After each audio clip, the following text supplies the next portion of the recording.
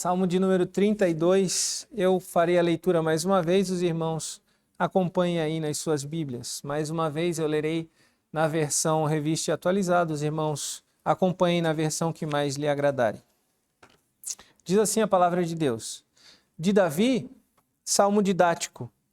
Bem-aventurado aquele cuja iniquidade é perdoada, cujo pecado é coberto. Bem-aventurado o homem a quem o Senhor não atribui iniquidade, em cujo espírito não há dolo. Enquanto eu calei os meus pecados, envelheceram os meus ossos pelos meus constantes gemidos todo dia, porque a tua mão pesava dia e noite sobre mim, e o meu vigor se tornou em sequidão de estio. Confessei-te o meu pecado, e a minha iniquidade não mais ocultei. Disse: confessarei ao Senhor as minhas transgressões, e tu perdoaste a iniquidade do meu pecado. Sendo assim, todo homem piedoso te fará súplicas em tempo de poder encontrar-te. Com efeito, quando transbordarem muitas águas, não o atingirão. Tu és o meu esconderijo, tu me preservas na tribulação e me cercas de alegres cantos de livramento. Instruir-te-ei e te ensinarei o caminho que deves seguir, e sob as minhas vistas te darei conselho. Não sejais como o cavalo ou a mula, sem entendimento, os quais com freios e cabrestos são dominados. De outra sorte, não te obedecem. Muito sofrimento terá de curtir o ímpio, mas o que confia no Senhor, a misericórdia o assistirá. Alegrai-vos no Senhor e regozijai-vos, ó justos. Exultai vós, todos que sois retos de coração. Vamos orar mais uma vez.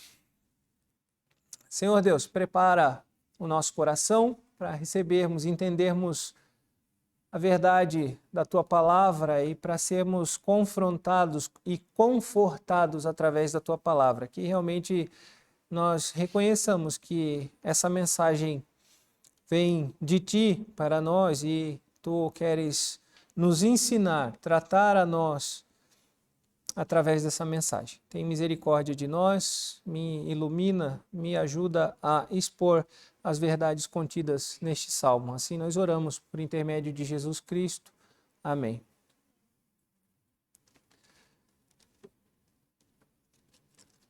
Certamente, todos nós, quando crianças, é o exemplo que eu falei que eu ia dar para as criancinhas, eu ia perguntar para elas se alguma delas já tinha feito isso. Quando criança nós quebramos alguma coisa, algum objeto, já houve um olho arregalado ali de preocupação, se entregou. Nós fizemos alguma coisa, pegamos alguma coisa proibida e estragamos isso, sabendo que os nossos pais haviam dito, não pegue, não mexa, não use. E quando quebra, é o desespero, né? Ou quando estraga, há um desespero, aquele minuto daquele frio, né? O famoso frio na espinha, e um silêncio mortal, né? E agora? E aí, em milésimos de segundo já vem, eu vou apanhar até dizer chega, eu vou ser castigado, eu vou sofrer, por que que eu fiz isso? Né? Eu não sei se eu já contei para todos uma experiência de profecia de mãe, né? Que não foi quebrar um objeto propriamente dito. Eu já contei? Não. Não? Eu vou resumidamente contar depois, mas deixa eu terminar esse exemplo. Então, o que a criança faz? Pecadora, miserável, mas ingênua no seu procedimento, tenta esconder. E esconde num lugar que ela acha que nunca ninguém vai mexer. Mas a nossa mãe mexe em todo canto porque ela limpa a casa, porque ela sabe de todas as coisas. Ela não é Deus, mas ela é praticamente soberana, né? Principalmente dentro de casa, né? Ela é onisciente nas coisas de casa, não é, Marcelo? Não é assim? É. Então, só que, no entanto, às vezes a mãe não acha de primeira, mas sempre quando a mamãe passa perto, a gente tem aquele frio na espinha, diz, aí agora vai, agora eu vou para a fita, agora ela vai descobrir. E não descobriu, e aí a gente diz, opa, tá fácil demais, a gente pega e tenta botar em outro lugar mais difícil, E aí a mãe passa pelo outro lugar e dá aquele frio na espinha e a gente diz, não vai dar certo isso. E a gente diz, vou jogar no lixo, porque ela já vai recolher o lixo e vai levar embora. E aí a gente acha que foi brilhante, deu fim, botou no lixo. E aí quando a gente coloca no lixo e a gente sai disfarçado, a nossa mãe vai fazer o quê? Recolher o lixo. Só que a mãe olha para o lixo. Ela olha. Não sei porquê, se é para ver se está cheio, se caiu alguma coisa enganada, mas ela não pega e amarra e leva embora. Ela dá aquela olhadinha. A minha mãe fazia isso. E aí, então, ela descobre, né, o nosso pecado ali escondido. E aí a mamãe chama para conversar, e aí a gente fica com medo. E numa das coisas que a nossa mãe ou o nosso pai, enfim, sempre nos falam é: por que você não me contou, meu filho? Não era melhor você ter contado? Você ia apanhar menos se você tivesse contado. Agora você vai apanhar duplamente, porque mexeu e mentiu. E aí então vem o castigo.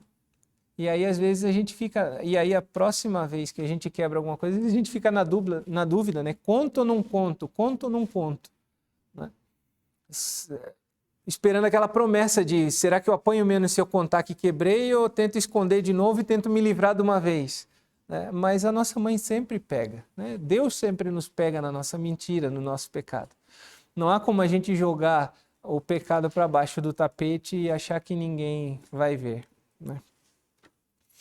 Esse negócio de mãe e de pecado, que eu falei que é profecia, eu morava num apartamento e esse seria o exemplo para os adultos, então eu estou juntando os dois exemplos, né? Morávamos num condomínio, tinham 7 blocos e tinha a central de gás, né? Ficava à parte e era grade. Então, o pessoal estava jogando bola na rua, do lado de fora, e um pessoal dentro do condomínio brincando de pegar. E tinha uma programação na igreja de noite, era um sábado. E eu doido para descer, e eu, cidade pequena, tudo é rápido, eu conseguiria descer, brincar um pouquinho e tomar um banho para a programação da igreja. E eu falei, mãe, eu vou descer. Ela falou, tudo bem, meu filho? Mas olha, o que você vai fazer lá embaixo? Eu falei, vou ver o pessoal jogar bola. Eu queria brincar de pegar, queria sair correndo. Falou, tá bom, você não vai pular a grade, né? Você vai sair pelo portão. Claro, mãe, lógico. Bom, se você brincar de pegar, você não vai subir na central de gás, né? Eu falei, sem dúvida que não. Tem essa. E aí eu desci, a brincadeira mudou, não era mais pegar, era o polícia e ladrão, e aí, onde é que era a base? Central de gás. Falei, é nóis, vamos lá. E eu subi na central de gás, e ali na nossa base, o que aconteceu? A central de gás acabou, e eu dei mais um passo, e não tinha nada, e eu caí. Só que eu não só caí, como a central de gás era paralela à grade. E no que eu caí, a grade cravou na minha coxa. Só que eu não fiquei pendurado, foi tudo bem, eu só bati, furei a coxa e caí no chão, me empacotei feio. Eu não sei o que doía mais, eu pensar em apanhar ou machucado, enfim. E aí eu pensei, deu ruim. Sabe o que mais? Eu vou ficar quietinho, vou parar de brincar e vou assistir o pessoal jogando bola ali, vou sentar na calçada. E aí eu estava próximo da grade, o que eu fiz? Para que eu dar a volta no portão? Vou pular a grade. E no que eu pulo a grade, rasgou a minha bermuda. Engatou na grade e rasgou. Falei, é profecia de mãe. Ela falou, não sobe na central de gás. Eu subi, machuquei. Ela disse, não pula a grade. Eu fui lá, pulei e rasguei a calça. E não tinha como esconder. Isso não tinha como esconder. Eu tentei esconder o furo da coxa. Mas o da bermuda não tinha como esconder. Então, quando eu rasguei a bermuda, eu comecei a chorar. Desesperei e eu falei, agora eu vou apanhar até no céu da boca. Não tem como escapar. Estou lascado aí, uma semana de castigo, trancado, olhando para o teto, ajoelhado no milho, sei lá, vai ser feia a coisa, né? E eu fui para casa, então, e Cheguei lá chorando, ela, que foi, menino? O que você fez? Eu só mostrei a calça rasgada, a bermuda. Eu falei, rasguei. Você pulou a grade? Eu falei, pulei. Vai já pro banho, e depois a gente vai conversar e tudo mais. Eu falei, escapei de uma. Essa foi, por pouco. Tomando meu banho, lógico, deixei a bermuda do lado de fora. A bermuda tinha mancha de sangue. É inocência nesse sentido da criança, né? Tô terminando meu banho, me enrolo na toalha, a minha mãe abre a porta, diz, tira a toalha aí. Eu falei, mãe, tô saindo do banho.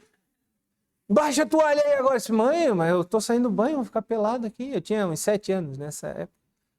Baixa aí, eu tô mandando. No que eu baixei, ela viu aquele furo na coxa e aí ela se desesperou. E eu fui salvo pelo pavor da minha mãe. Eu me salvei pelo pavor da minha mãe do furo da minha coxa. Não fosse o pavor dela de sangue, eu estava lascado. Eu estava lascado, meus irmãos. Mas o castigo vem a cavalo, né? Nenhum pecado passa impune. Minha mãe chamou meu pai e eu apreensivo. Meu pai vai me acudir ou vai me castigar? Me acudir, me castigar. Mas meu pai muito tranquilo, olhou e disse, vamos fazer um curativo aqui, fica tudo bem. Porque ele não sabia da profecia da minha mãe. Então ele estava inocente, né, de não aplicar a profecia. Mas como eu falei, o castigo pode tardar, mas ele não falha, né? A consequência do pecado não falha. Fomos para a programação, era uma programação da família na igreja e terminou o estudo da família e a confraternização no salão social da igreja e tal. E dentro de uma das salinhas, a SAF inteira estava reunida e a minha mãe também. Então, só as senhoras. E de repente eu ouço ecoar pelo salão social o meu nome, André Luiz! Porque se põe o Luiz, a coisa não é boa. Se é só André, tá tudo certo, mas André Luiz, a coisa é ruim. E ela chamou. E eu fui lá, cheguei na salinha, estava a SAF, umas 20 mulheres. Assim, e eu na frente das 20 mulheres. Aí a minha mãe disse assim, e dentre elas uma enfermeira. E a minha mãe tinha contado o caso para elas, e a enfermeira disse, isso pode dar tétano? Se foi na coxa, pode infeccionar e o menino perde a perna e vai para o coração e morre, meu Deus do céu. E a enfermeira foi bem tranquila com a minha mãe. E a minha mãe então me chamou. Quando eu chego lá na frente da SAF inteira, a minha mãe dá o veredito. E aí veio o castigo. Ela falou, baixa a calça. Eu falei, mãe, baixa a calça agora. Eu falei, mamãe, mas a SAF tá aí. Não tá legal aqui, não posso bater uma foto, não tinha foto na época. Baixa a calça aí, quem mandou fazer desobediência? Quem mandou ser desobediente agora, baixa a calça aí. Meus irmãos, eu podia ter apanhado uma semana inteira, não seria tão ruim quanto ter que baixar a calça na frente da SAF da minha igreja. Olha, que situação, eu aprendi que essas coisas a gente tem que obedecer mesmo, porque o castigo é duro o castigo. E às vezes a gente imagina um castigo, mas o castigo vem de outra forma e vem pior. É triste, gente, é triste. Olha, a gente acha que consegue escapar, a gente acha que consegue fugir, mas não consegue. Não consegue. Por que eu estou contando tudo isso? Aqui não é um stand-up comedy, né? Aqui é a palavra de Deus, é a autoridade. Mas esse salmo, ele foi escrito por Davi, logo depois de Davi ter tentado encobertar um pecado seu. Lá em 2 Samuel 12, eu acho que 2 Samuel 12, isso. O capítulo todo, basicamente, mas do versículo 1 ao 25, está descrito essa história que culminou nesse salmo. E Samuel 12:1 inicia dizendo assim, no ano em que os reis saíam para a batalha, Davi resolveu ficar no palácio. Já temos um problema. Os reis saíam para a batalha. Davi não quis sair para a batalha. Então ele não quis sair para a batalha, ficou de preguiça, essa é a verdade, porque o texto diz que no período da tarde ele levantou-se dos seus aposentos, ou seja, ele dormiu até de tarde. É o que a Escritura diz, Davi dormiu até de tarde e foi tomar um sol no terraço. e lá ele olhou uma menina muito bonita, chamada Batseba. E ele perguntou, quem é essa menina aí? Aí ele fala, não, essa é Batseba, esposa de Urias. Não chama ela aqui, eu quero bater um papo com ela. E Davi encantou-se e cegou-se por essa moça. E ela então chegou à presença dele e ele a possuiu e ele teve relações com ela. E depois a dispensou de volta para casa. E depois de alguns dias ela mandou dizer a Davi, olha, eu estou grávida. E Davi então pensou, o primeiro pecado deu uma consequência aparente, eu preciso esconder. E aí Davi então disse, já sei, vou chamar Urias do campo de batalha. E chamou Urias, e Urias então foi para a porta do palácio e disse, o rei mandou me chamar, eis-me aqui, rei. Ele falou, não, meu irmão, olha, fica tranquilo, vai para tua casa, eu te chamei para ti para tua casa, fica com a tua esposa aí, tá tudo certo e tal. O plano infalível de Davi. E Urias, um servo fiel ao rei, disse, jamais, os meus irmãos do reino estão sofrendo e morrendo no campo de batalha, e o Senhor me chama para vir ficar com a minha esposa? Jamais eu faria isso, eu não posso ser injusto com os que sofrem na batalha. Já foi a primeira paulada em Davi, porque ele foi um preguiçoso, né? E Urias não, Urias estava compadecido. E Davi então falou, olha, então tá, fica aí e amanhã você volta para a batalha. E Urias não foi para casa. Ele dormiu com os soldados no palácio. Ele não foi para sua casa, porque ele não se achava digno de voltar para sua casa, para o conforto do seu lar, para o amor da sua esposa, enquanto outros padeciam na batalha iguais a eles. Então Davi disse, olha, falou para o chefe do exército, disse, pega Urias e bota lá na frente. Ele vai ser a comissão de frente agora da batalha, para que ele seja morto. Então foi isso que aconteceu. E Urias foi morto. E Davi então ficou tranquilo, ficou em paz, porque o pecado dele tinha sido acobertado, tinha sido resolvido, todas as consequências. Depois de um tempo ele tomou Batseba para sua esposa, como sua esposa. Mas o profeta Natã o foi visitar.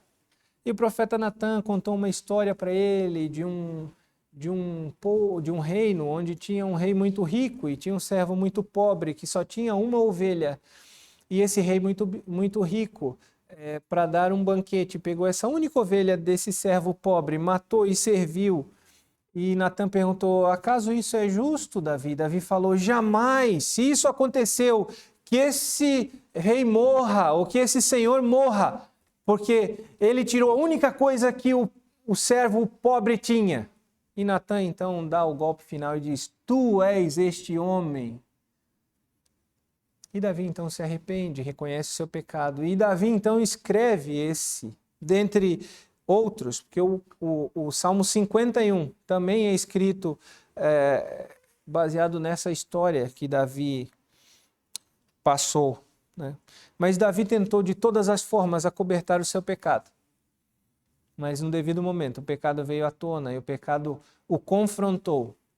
Não foi a Asaf toda da igreja ou do reino de Davi que o viu, né? Mas o pecado o confrontou e humilhou. E ele então começa a escrever esses 11 versículos aqui. E esse salmo, ele começa bem, fica ruim, termina bem, mais ou menos assim. Sabe aquele vídeo do cara, mas estava ruim, mas parece que piorou, aí ficando bom, tá pior agora? Alguma coisa assim ele fala, sabe? Estava ruim, piorou, mas melhorou e agora está pior. O Salmo parece que é isso. Alguns dizem que é um quiasma, né? Que ele começa num tema, vai para outro e volta naquele tema. Alguns chamam isso de quiasma, mas eu não sei propriamente dito se aqui cabe essa ideia de quiasma. Mas essa estrutura do Salmo, Davi começa falando sobre felicidade, sobre bem-aventurança, sobre muito mais que felicidade. Depois ele fala sobre a tristeza do pecado. E depois ele volta a falar sobre a paz e tranquilidade de uma vida nos caminhos de Deus. É isso que Davi, essa estrutura que Davi monta nesse salmo. Davi também mas ele faz no versículo 8 e 9, ele usa a terceira pessoa como se, primeira pessoa, mas como se o próprio Deus estivesse falando com ele. Então, versículos 8 e 9 é Deus falando com Davi ou falando com o leitor desta poesia, deste salmo. No caso, é Deus falando conosco nessa manhã diretamente. Mas, então, seguindo a divisão, o texto inicia falando sobre uma vida alegre e uma vida tranquila com Deus. É isso que diz os 2 primeiros versos. Bem-aventurado aquele cuja iniquidade é perdoada, cujo pecado é coberto. Bem-aventurado quem o Senhor não atribui iniquidade, em cujo espírito não há dolo. Veja que bem-aventurado é uma palavra que foi trazida para o português. Essa expressão bem-aventurado é um passo acima de alegre, de feliz. É muito feliz, muito contente, uma felicidade plena, completa. É uma ideia um pouco acima de felicidade, que a gente que gosta de sofrer não tem muito essa concepção, não consegue entender, né? Muitas vezes o que é ser muito mais que feliz ou bem-aventurado, né? Mas é isso que o salmista Davi diz aqui, que muito feliz é aquele cuja iniquidade é perdoado e a iniquidade é perdoada e cujo pecado é coberto. Veja aqui a expressão, o pecado é coberto. Vou gastar o meu hebraico aqui agora, vou gastar o hebraico. Essa palavra coberto é um verbo do kal, que é uma classificação, e ele está na voz passiva. Esse verbo coberto, ele significa que alguém cobre o pecado. Certamente vocês já sabem quem cobre o nosso pecado. Mas o mais interessante é que, embora não seja a mesma palavra, esse coberto, ele nos leva lá para Gênesis 3. Vocês lembram o que acontece em Gênesis 3? Gênesis 3, a queda.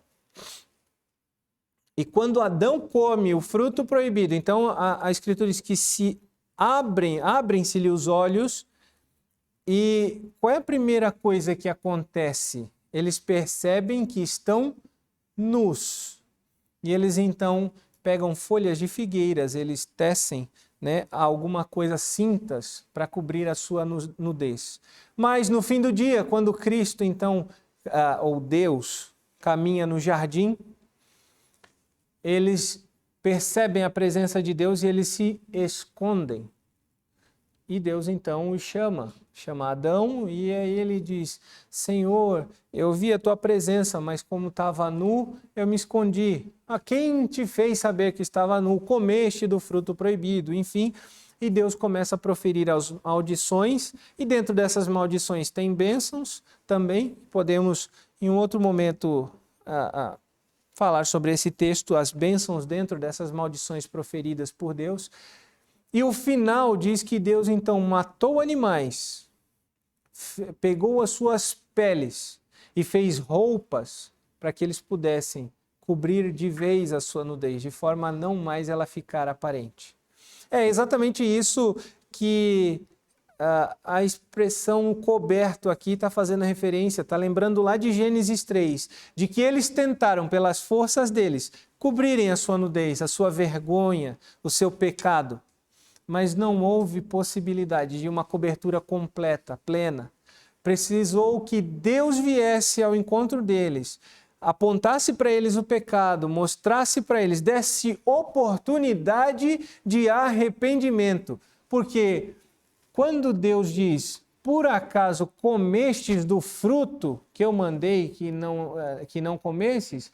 Isso, na verdade, Deus já tinha ciência de que havia pecado, mas ele deu uma oportunidade para Adão se retratar. Adão poderia chegar ali e dizer: Senhor, me perdoe, realmente eu comi. Mas ele não se dobrou, ele continuou firme, tentando esconder o seu pecado e tentando livrar-se da culpa. Tanto que ele disse: mas a culpa é sua, porque tu me deste essa mulher que me enganou, ela que me deu e eu comi. E ali o pecado, então, está latente. E o final, então, Deus cobre a vergonha deles e os expulsa do paraíso. Davi está dizendo que feliz é aquele a quem Deus cobriu a multidão de pecados. Nós não sabemos esconder os nossos pecados. A nossa mãe acha. As nossas desobediências. Deus conhece o nosso pecado. Mas só Cristo é o único que consegue encobrir ou passar por cima ou esconder de vez os nossos pecados. É isso que Davi está querendo dizer. Ele está dizendo: olha, feliz é aquele homem que confia, que tem certeza que em Cristo os seus pecados foram perdoados. Porque quando os nossos pecados são perdoados, não por obra minha, mas por obra de Cristo, então não é atribuída iniquidade nenhuma, como diz o segundo versículo. Diz que a quem não é atribuído iniquidade e o Espírito não há dolo, não há culpa. E a ideia é culpa. E isso a gente precisa entender, que ali está falando sobre culpa e não inocência. Porque o contrário de culpado não é inocente. Estranho? O contrário de culpado é não culpado. Essa é a melhor expressão. E o inglês, eu estou deitando no inglês, o inglês nos traz essa ideia, porque num julgamento, o juiz ele dá duas sentenças, ele bate o martelo, ele diz guilty or not guilty, guilty ou guilty. Né? Aí depende da onde é o seu inglês. Né? Mas a ideia de culpado ou não culpado. Essa é a ideia. Mas ele não diz como no Brasil nós dizemos culpado ou inocente. Porque inocente é alguém que não cometeu o crime ou a infração. Esse é um inocente. Olha, não sou eu que fiz, não fui eu sou inocente. Agora, uma pessoa que cometeu aquele pecado, mas as circunstâncias, ou aquela fraude, ou aquele ato, enfim, né, que está sendo julgado, circunstâncias o levaram a cometer, por exemplo, não vamos entrar no mérito do direito, mas a legítima defesa, por exemplo, a pessoa quando agrediu, seja com uma arma de fogo, arma branca ou até mesmo com os próprios punhos, uma pessoa e ela alega legítima defesa, ela não está dizendo: olha, eu não cometi, eu não agredi, eu não feri. Mas ela diz: olha, eu fiz, mas eu não fiz propositalmente, eu não fiz de caso pensado, eu fiz apenas me defendendo, eu estava defendendo a minha vida. E isso é uma pessoa não culpada.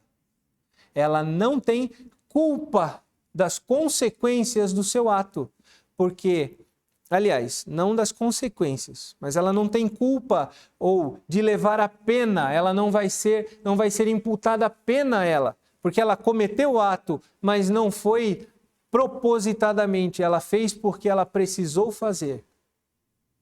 O inocente não é aquele que não cometeu o pecado ou a falta. O inocente é quem não fez. E quem não fez nada, absolutamente nada, foi Cristo. Mas ele no tribunal recebeu a sentença, culpado. pelo nosso pecado, pela nossa transgressão. É isso que Davi está querendo mostrar para nós. Olha, você é muito feliz se você reconhece que Cristo, sendo inocente, se fez culpado no seu lugar. Porque você não tem capacidade nenhuma de salvar-se, de perdoar-se. Você precisa de Cristo. E se você entregou a sua vida para Cristo, e se você vive essa verdade, se você foi chamado por Deus, então seja feliz, ou seja, muito mais do que feliz. Davi nos chama a uma vida de felicidade, se é que os nossos pecados foram cobertos por Cristo. E os versículos 3 a 5 muda a ideia. Como eu falei, estava bom, felicidade, uma vida feliz, uma vida de muita felicidade, porque a nós não é atribuída iniquidade, porque Cristo cobriu o nosso pecado. Mas mesmo assim, nós podemos sofrer, e é isso que Davi começa a falar aqui dos versículos 3 a 5, e ele mostra o exemplo dele. Ele diz, olha, enquanto eu calei os meus pecados, envelheceram os meus ossos pelos meus constantes gemidos todo dia, porque a tua mão pesava dia e noite sobre mim, e o meu vigor se tornou em sequidão de estio. Mas eu confessei o meu pecado, e a minha iniquidade eu não mais ocultei. Disse, confessarei ao Senhor as minhas transgressões, e tu perdoaste a iniquidade do meu pecado. Se uma vida santa, se uma vida em que o nosso pecado é encoberto nos traz paz e alegria, uma vida onde a gente não confessa o nosso pecado a Deus, é uma vida de sofrimento, é uma vida de letargia espiritual. Davi sofreu, é isso que ele diz, ele sofreu não só o distanciamento de Deus, o esfriamento da sua fé em Deus, mas ele sofreu fisicamente, é isso que ele diz. Ele sofreu na pele e nos ossos. O pecado, muitas vezes, faz isso. E nós temos um pastor que tem muito conhecimento sobre isso. O reverendo Jonatas tem muito conhecimento sobre a questão do pecado na nossa vida, quando ele fala de aconselhamento redentivo e quando ele combate muitas psicologias que relativizam o pecado na nossa vida, que nos dizem que nós devemos nos aceitar assim, e isso é influência do meio, isso não está em nós, e assim mesmo, sim, encontre a felicidade, aceite isso. Mas Davi diz que enquanto nós não confessamos os nossos pecados, a gente sofre. A gente não caminha, a gente não evolui, a gente afunda cada vez mais nos nossos pecados. Davi começou com uma simples preguiça e evoluiu para um assassinato.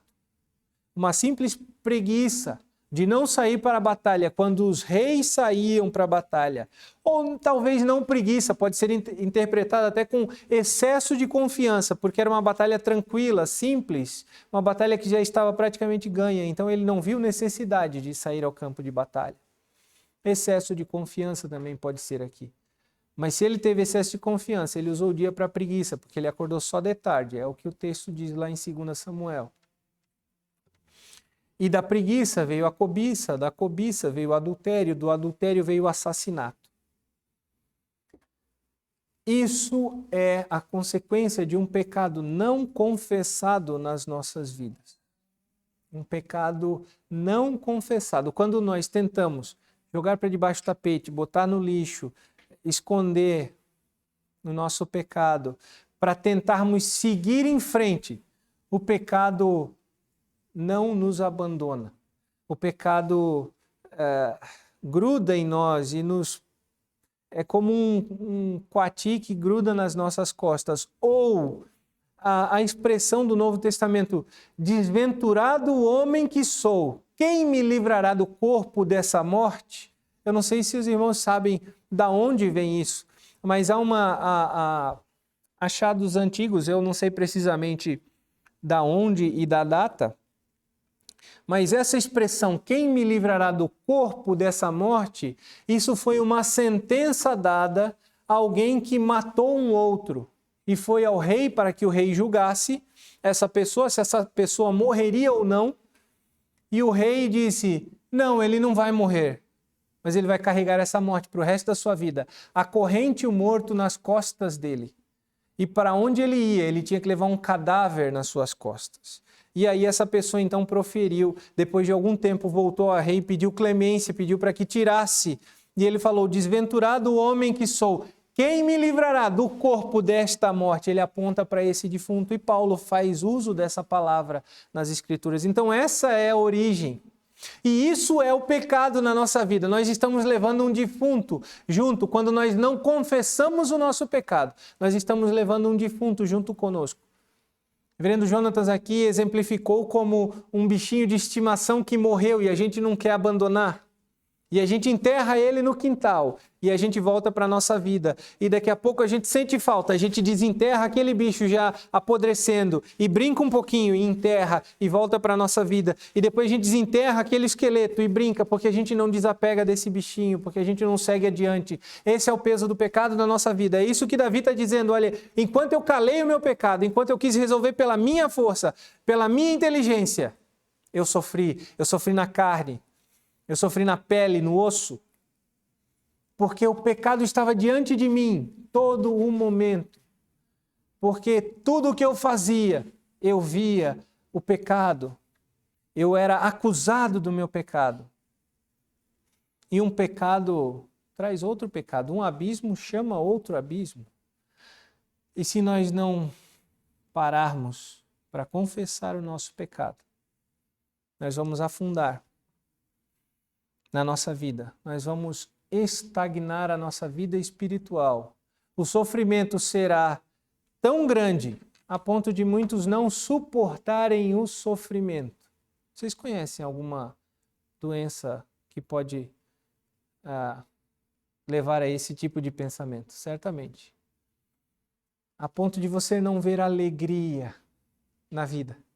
De você não poder dizer, olha, feliz é aquele a quem Deus não atribui pecado, porque se você não confessou o seu pecado está diante de você e está te machucando, te atrapalhando, te fazendo sofrer. É isso que Davi diz. Davi tentou por todas as forças, ele tentou chamar Urias para resolver, ele botou no fronte de batalha e Urias morreu. E o profeta Natã, da parte de Deus, foi confrontar Davi, porque o profeta Natã não conhecia o caso, mas Deus disse a Natã que fosse falar com Davi e fosse apontar o pecado. E quando todas as forças de Davi se esvaem, se vão, então Davi diz, o versículo 5, e diz, confessarei o meu pecado. Confessei-te o meu pecado, e a minha iniquidade não mais ocultei. Ou seja, eu confessei ao Senhor o meu pecado, e eu não mais tentei esconder debaixo do tapete o meu pecado. Eu revelei a Deus o meu pecado, eu confessei, eu cheguei a Deus e confessei o meu pecado. E eu disse, confessarei ao Senhor as minhas transgressões, e tu perdoaste a iniquidade do meu pecado. E se vocês olharem em 2 Samuel 12, do versículo 13 ao versículo 15, após ele ser confrontado, diz assim, então disse Davi a Natã, pequei contra o Senhor. É isso que Davi fala. O pecado, em última instância, ou em primeira instância, não é contra o nosso próximo, não é contra a nossa mãe, não é contra qualquer um, é contra Deus. As consequências do nosso pecado se estendem aos nossos relacionamentos, aos que estão ao nosso redor ou aos que nós ofendemos. Mas o nosso pecado não é contra alguém. O nosso pecado é contra Deus. Veja, Davi adulterou, assassinou, E quando ele foi confrontado do pecado, ele disse: Senhor, eu pequei contra ti somente. O nosso pecado não é contra qualquer um que nos cerca, é contra única e exclusivamente Deus. O pecado é errar o alvo, esse é um conceito de pecado. Quando nós erramos o alvo, então nós pecamos, porque o nosso alvo é glorificar a Deus, é viver para Deus, é fazer coisas agradáveis a Deus. E quando eu não faço isso, então eu estou em pecado. E o pecado, por isso, é contra Deus. É isso que Davi nos diz. Se nós não confessarmos a Deus, e por isso nós precisamos confessarmos a Deus o nosso pecado, porque o nosso pecado é contra Ele, simples e exclusivamente contra Ele e mais ninguém. Mas a coisa ficou ruim, porque o pecado trouxe consequências, dor, sofrimento, letargia espiritual. Mas a coisa fica boa também. Começa bom, fica ruim, mas fica boa.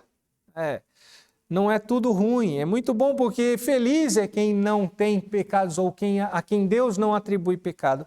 E o versículo 6 para frente continua o texto. E aí Davi começa a mostrar para nós a forma como Deus trata ou como nós devemos buscar a Deus. Davi diz assim, no versículo 6, sendo assim, todo homem piedoso te fará súplicas em tempo de poder encontrar-te. Com efeito, quando transbordarem muitas águas, não o atingirão. Tu és o meu esconderijo, tu me preservas da tribulação, me cercas de alegres cantos de livramento. Aqui começa a mudar o panorama novamente. Aqui começa a ficar bom novamente. Aqui Davi diz, olha, todo homem piedoso, ou seja, todo homem crente, toda pessoa crente de verdade. Davi está limitando aqui aos que são eleitos de Deus. Porque o ímpio, ele tem prazer no pecado, ele se alegra no pecado. E o pecado não aflige a sua alma. Mas todo homem piedoso, em tempo, é isso que diz ali, de poder encontrar-te para as súplicas. E aqui nos leva para Isaías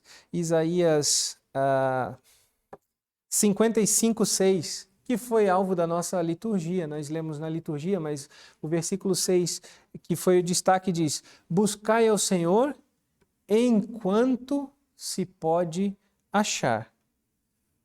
E o versículo 7 diz que deixe o perverso o seu caminho e iníquo os seus pensamentos, converta-se ao Senhor, que compadecerá dele, e volte-se para o nosso Senhor, porque é rico em perdoar. Isso é que diz o versículo 6 de Isaías, os 6 e 7 de Isaías. Veja que Davi está falando, olha, se você realmente é um homem piedoso, é uma mulher piedosa, então, em tempo de encontrar a Deus, confesse o seu pecado. E o que é o tempo de achar a Deus? O tempo de achar a Deus é isso, o que Isaías diz, olha, busca enquanto pode achar, porque chegará um momento em que ele não mais poderá ser encontrado. No Novo Testamento, Cristo nos ensina a parábola das virgens, e o noivo ausentando-se, algumas virgens foram buscar óleo para suas lamparinas e outras não foram. E as que não foram ficaram sem óleo e sua lamparina se apagou. Mas as prudentes não, elas tinham luz. E quando o noivo passou, elas foram ao encontro do noivo. Então entraram para as bodas. Mas as que não tinham chegaram tarde por causa da escuridão e bateram a porta. E eles disseram, agora é tarde. Agora não tem mais oportunidade para vocês. Se você, por acaso, não está vivendo feliz, porque você não confessou o seu pecado, faça isso. Porque agora é o tempo em que você pode encontrar a Deus. Porque agora é o tempo em que você pode encontrar a Deus para confessar o seu pecado. E não só isso, porque o versículo continua, o 7 continua dizendo que tu és o meu esconderijo, porque Deus é o nosso esconderijo. E aqui, além de falar aos ímpios, aos piedosos que devem confessar os seus pecados hoje, agora, sempre, a palavra de Deus faz um convite aos que não são ímpios também, dizendo que agora é o momento de encontrar a Deus. Porque depois que ele voltar na sua glória, não mais terá tempo de confessar os pecados. Quando Cristo retornar para levar-nos para morar na Nova Jerusalém com ele, não haverá mais tempo de reconhecer Cristo como aquele que encobre o nosso pecado, ou que cobre o nosso pecado. A nós cristãos, devemos confessar o nosso pecado em todo o momento da nossa vida. Aos que ainda não são, fica aí o chamado de Davi, para que em tempo possam buscar a Deus, como Isaías 5 diz, buscai ao Senhor enquanto ainda é tempo, ou enquanto ainda se pode achar. Meus irmãos, quando nós confessamos o nosso pecado, Cristo é o nosso refúgio. É isso que diz o versículo 7. E consultando o reverendo Jonas, falei, reverendo, algum problema de eu pregar o salmo, outro salmo novamente? Ele falou, irmão, prega a palavra. É isso que importa. Se você está pregando a Bíblia, irmão, prega. Falei, reverendo, eu preciso falar desse salmo, reverendo, eu preciso muito. Aí ele falou, isso é direção do Espírito Santo. Falei, reverendo, eu preciso falar desse salmo porque esse salmo martelava na minha cabeça, martelava.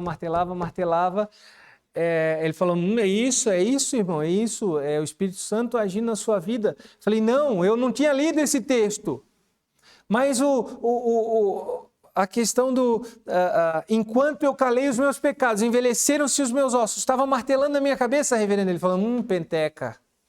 Ele já não perdeu a oportunidade. Eu falei, não é penteca porque não é uma revelação nova, eu já conhecia esse salmo, apenas ele veio à minha mente. E depois de um tempo eu falei, reverendo, eu sou obrigado a pregar esse salmo, sou obrigado, porque esse salmo está falando comigo.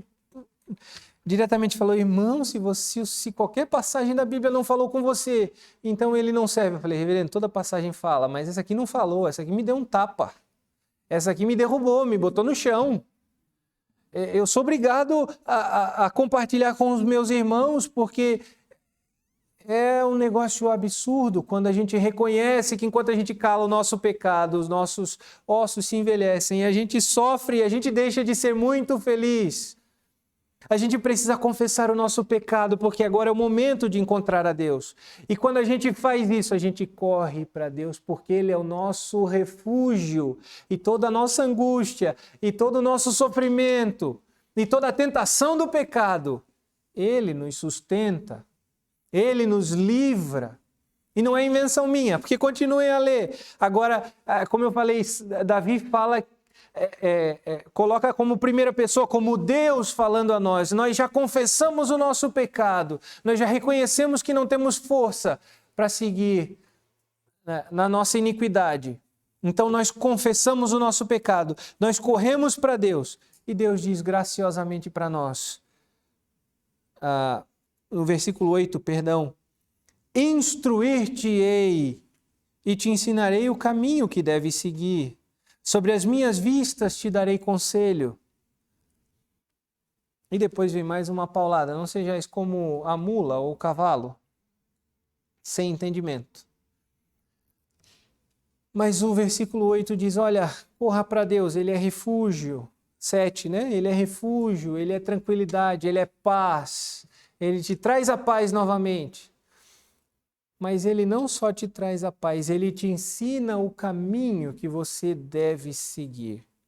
Conversando com alguém essa semana, uma conversa muito gostosa, muito proveitosa, de um longo período.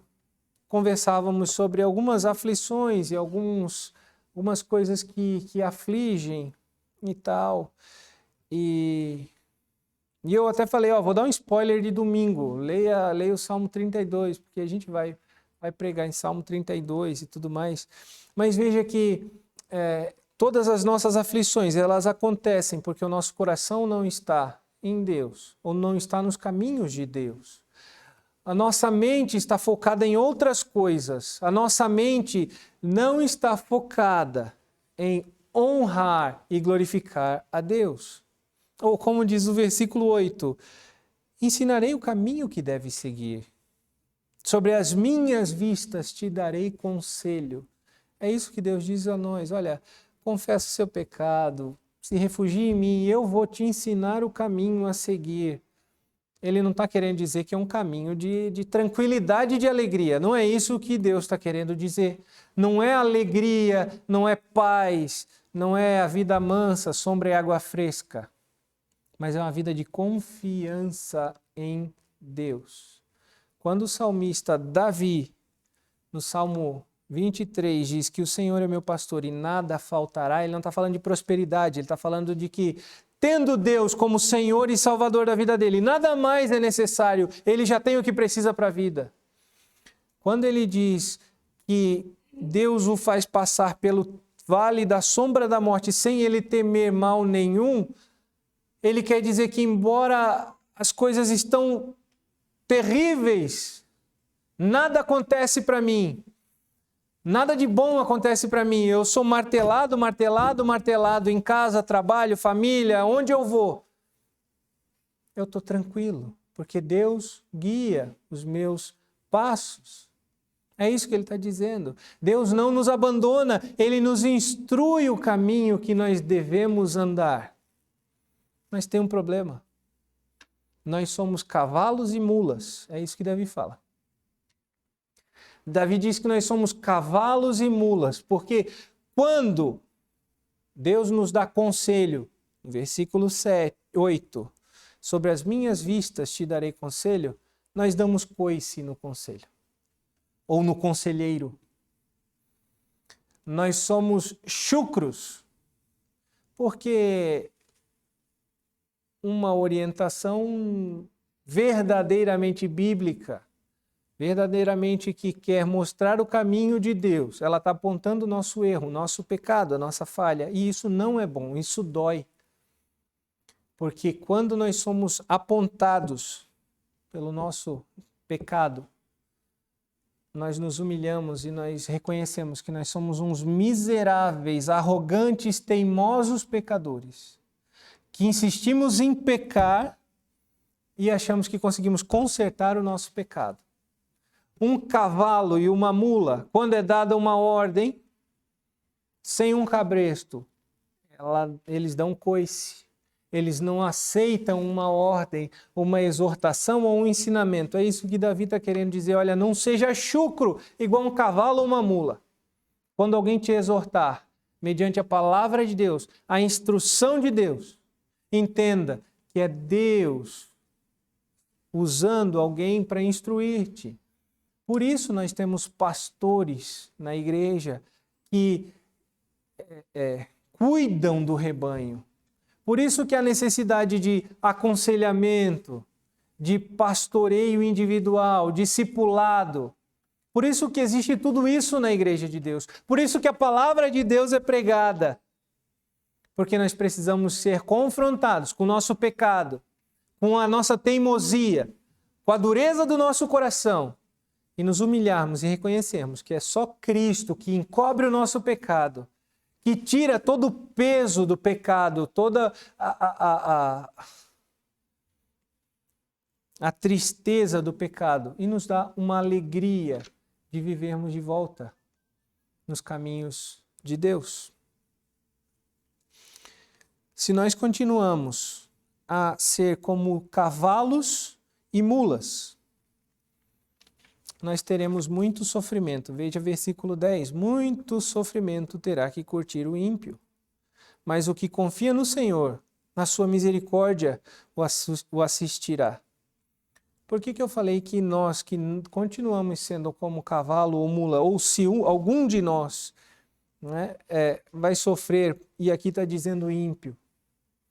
Porque se algum de nós continua como um cavalo e uma mula, e não se dobra à ordem de Deus, e não aceita a exortação de Deus, e não aceita ser confrontado do seu pecado, muito provavelmente ainda é um ímpio e precisa da graça de Deus. Se nós continuamos numa vida de sofrimento pelo pecado, sofrimento nós teremos, mas Cristo é o nosso esconderijo. Nele nos refugiamos dos nossos sofrimentos e aflições. Mas se o nosso sofrimento é pelo pecado não confessado e a gente insiste em não reconhecer, muito provavelmente nós nos enquadramos aqui como um ímpio. Porque se nós confiamos no Senhor, veja o final. A misericórdia de Deus nos assiste.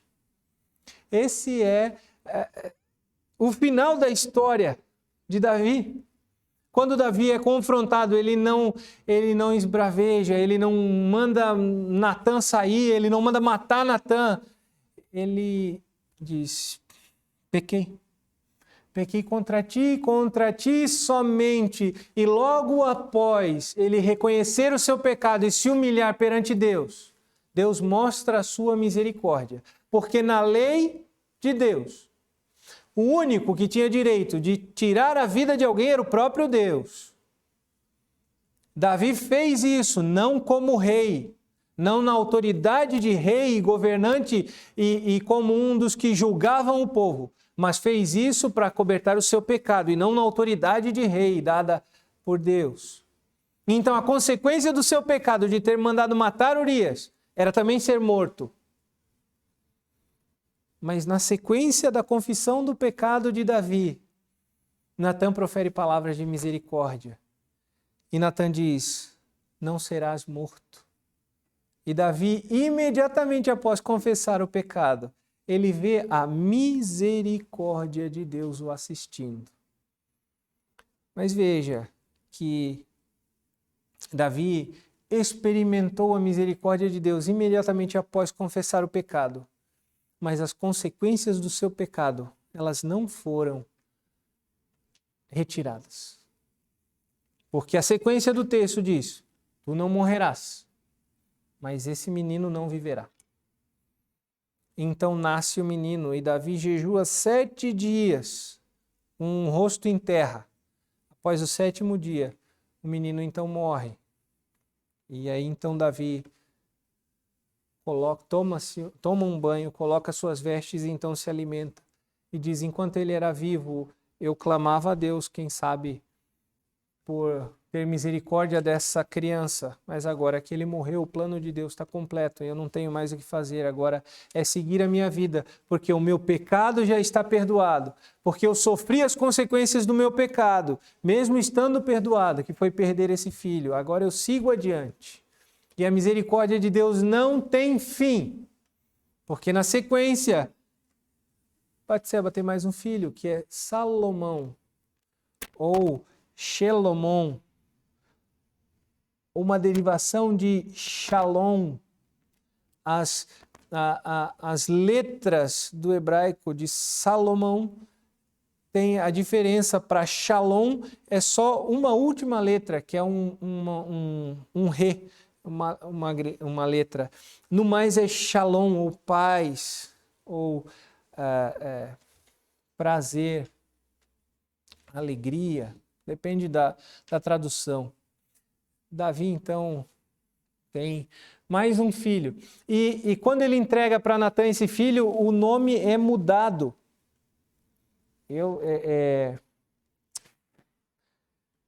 Vamos abrir rapidamente lá em Samuel, 2 Samuel 12.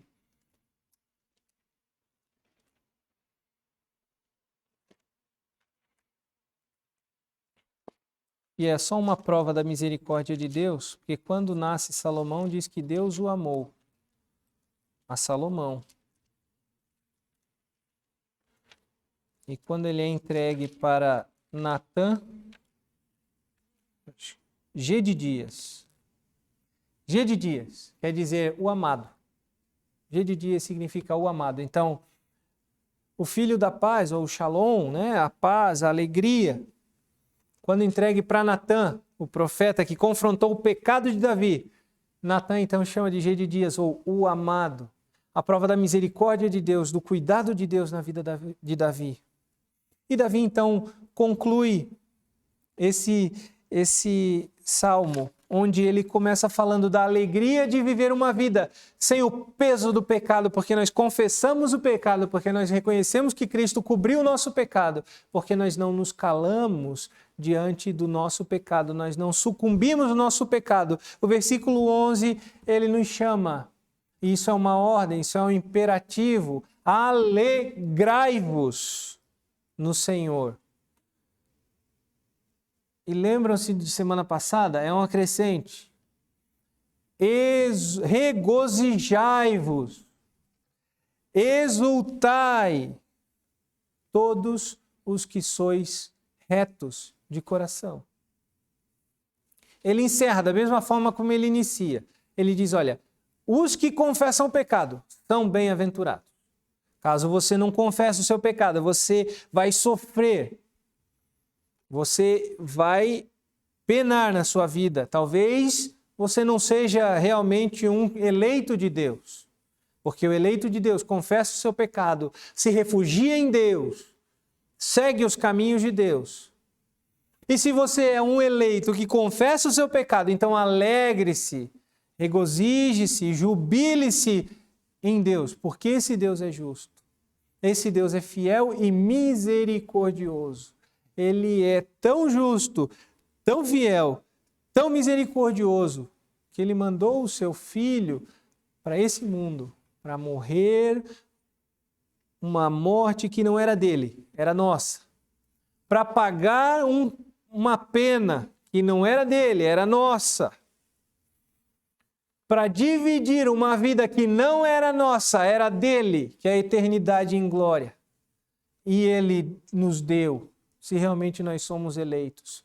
E se realmente nós somos eleitos, confessemos o nosso pecado, vivamos alegremente, para a honra e glória do nosso Deus e Salvador, Jesus Cristo, o justo. Amém.